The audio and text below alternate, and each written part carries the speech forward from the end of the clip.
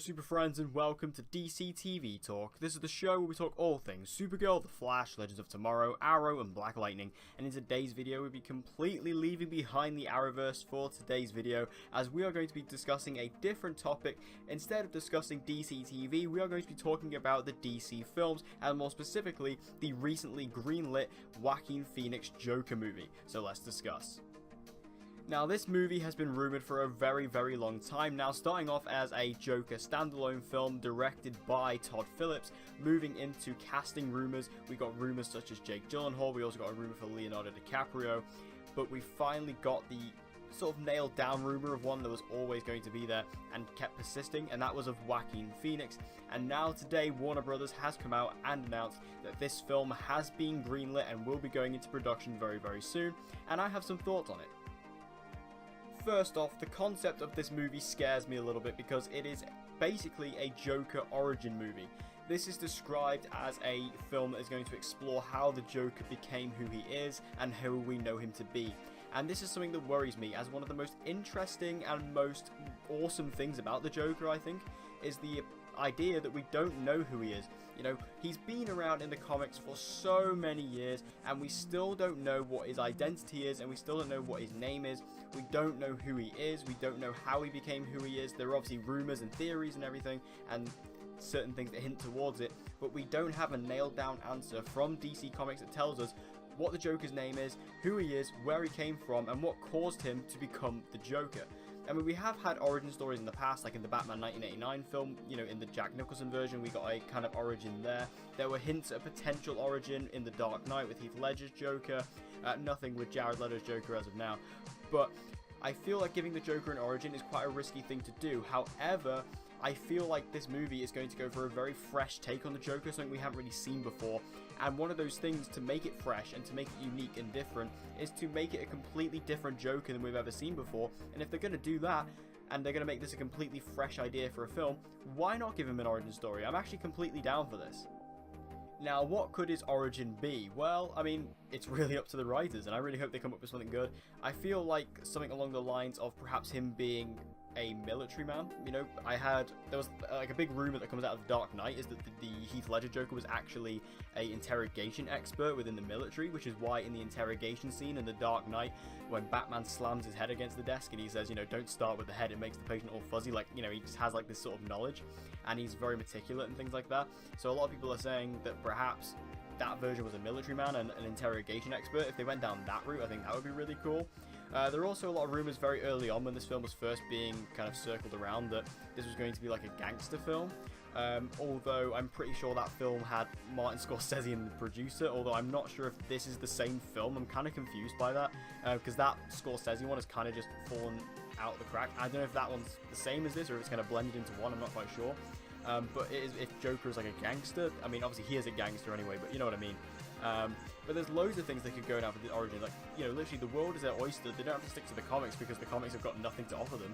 It's literally, the world is their oyster. They can take any route they want, and as long as it's creative, and as long as it makes sense, and as long as it really does drive home the idea of the Joker's insanity, I would definitely be down to getting a really interesting, tragic, dark origin for the Joker that could really add to the levity of his character and really add to the fact that this guy is mental, but also has this human sensibility about him that makes him such a good villain. And in terms of the actor they've got to play the Joker, we of course have got Joaquin Phoenix.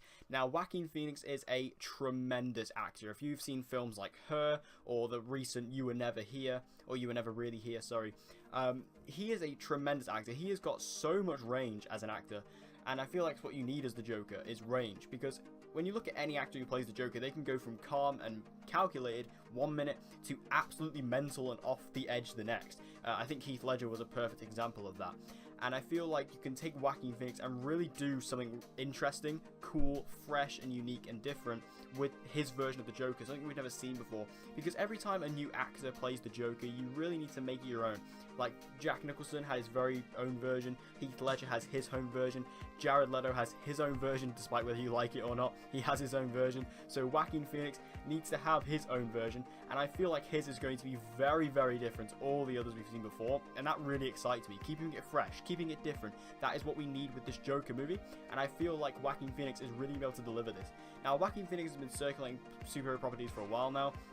He was actually on the shortlist to play Doctor Strange in the MCU, but it didn't actually come to fruition because he didn't want to sign himself up to like multi-picture deals that Marvel do. Because I assume they would have signed him up for like a 5-picture deal, which he would not have wanted to commit himself to. He's not that kind of actor. But with this, this is going to be a one-movie thing. Like, this is literally going to be a one film. You know, he just can do this film, give it his all, and then wrap it up and then go. He doesn't have to stick around. He hasn't been tied into any contracts. He doesn't have to come back for any future films unless they decide to do a sequel, which they probably won't. So unless that happens, Joaquin Phoenix can literally just do this one movie. And like I said, he's such a good actor. He's so interesting and so fantastic to watch that I'm really interested to see his take on the Joker, and I really hope it's a good one. The director of the film is quite an interesting choice, as Todd Phillips has been chosen to direct this film, and Todd Phillips has a bit of a weird history. I mean, he directed the Hangover trilogy, which obviously the first Hangover movie is pretty great, second and third not so much, but he did go on to direct War Dogs, which was a film I absolutely loved. Now, that film came out in 2016, and I feel it was one of the most underrated films of that year. I think that film was really good. I really enjoyed the elements of it, because it was quite dark in places, especially towards the end. It got very, very dark. But it also had a lot of, you know, light and fun and funny elements to it. And when you think about it, that is kind of like what the Joker is. He's a very dark character, but obviously he has a lot of comedy surrounding him. I mean, it's dark comedy, granted, but it's still comedy nonetheless. So with that said, looking at it, I think Todd Phillips isn't actually the worst choice they could have gone with. I actually think he's a pretty decent choice for the director of this film. And I actually really like the idea of him taking the helm on this film. And I think he's going to be a really interesting choice. Now, like I said, his track record is a bit shaky, but every director, you know, they have to, you know, he's still a pretty relatively new director. He's only done a few films, so to give him something like this, a very unique and almost indie superhero movie, is something that I think will play to his strengths significantly, and I really am excited to see what he does with this project. Also, one thing that's to note about this film is that this is going to be completely separate and standalone from the DCEU. This is going to be under a new label, apparently, which is called DC Dark or DC Black. I don't know if this is confirmed or not. I don't think they spoke about this in the press release. But there was rumours a couple of weeks ago that DC were opening up a new branch for their films, which is called either DC Black or DC Dark. It didn't have a confirmed name. So this film is going to go under that banner. So it's going to be completely separate from the DCEU. It's not going to have anything from the DCU involved. This is literally just a Joker movie by itself.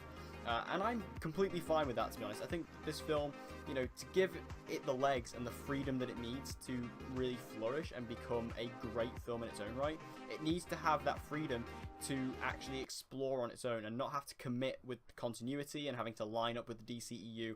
And obviously, because this isn't Jared Leto's Joker, this is the Joaquin Phoenix Joker. Obviously, like I said, this is not confirmed that it's going to be under this DC Black label. There are rumors that this could be like an older or a younger Jared Leto Joker, but personally, I think this is much better if this is completely standalone and exists within its own universe. And therefore it has the complete creative freedom to do whatever it wants. And I feel like that's what this film needs to be able to actually get a good film going within its own right. So yes, do not expect Batman to show up in this film whatsoever. But I don't want Batman to show up in this movie. I don't need Batman to show up in this film. Like I said, this is the Joker film. You know, I really don't need the Batman film. If I needed a Batman film, I can go watch any of the other Batman films that are out there, or the upcoming Matt Reeves one. I don't need Batman in this movie. And this isn't a type of character that is so dependent on Batman that his origin comes from it. It's not like the Venom movie where, you know, Venom needs Spider-Man to exist. It's not like that. You know, Joker can be his own entity, and I feel like, you know, taking Batman and putting him in this film would completely take away from the point of the movie. The whole entire point of this film is to give Joker his own film that's very unique and fresh and a completely different take to what we've seen before by giving him his complete own film where he is the star. To give Batman a role within the film would completely take the spotlight away from him. And if you think about it, if they announce, oh hey, Batman's in this movie, everyone's going to freak out.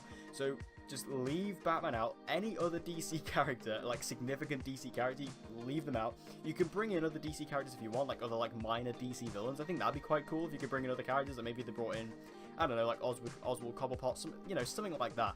But in terms of major DC characters, especially heroes like Batman or, I don't know, Wonder Woman, whoever, leave them out of it. It will completely take the spotlight away from the Joker, and that is not what you want when you're trying to pitch a standalone Joker film. Overall though, I'm very excited about this Joker film. I think that this is a very interesting movie to look at.